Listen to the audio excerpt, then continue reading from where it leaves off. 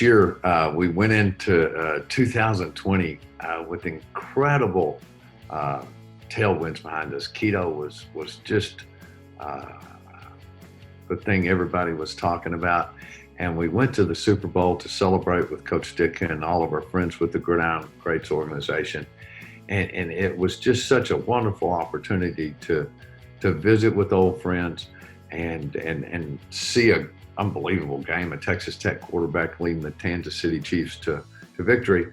But also, as I look back at it now, it was the last great big American sporting event.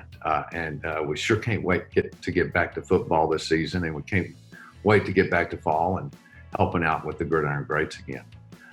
The other great things that we've been able to do in spite of all this is our Music Care series. We did a series of concerts with Nashville emerging artists, with all the proceeds going to Music Care, and helped a ton of people in the music industry whose jobs have been suspended by this crisis. And we were able to raise a lot of money and help a lot of great folks. At the same time, if you remember, Nashville got a double whammy that year, and we were able to help the Second Harvest folks in Nashville by raising money and awareness for the food needs of people who were left homeless by the tornadoes.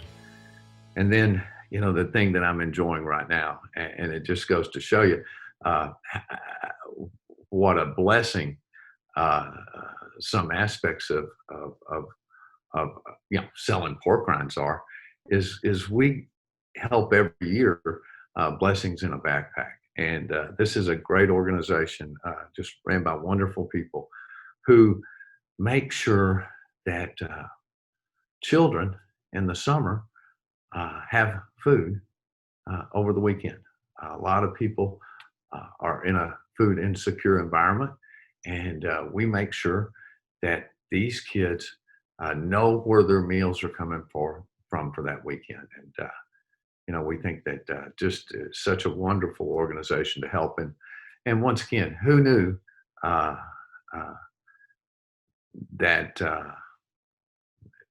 that many people were food insecure? When we first came upon Blessings in a Backpack several years ago, I was staggered by the numbers of people who don't know where their next meal is coming from. So I hope that all of y'all can help us this summer as we continue to raise money and awareness for Blessings in a Backpack.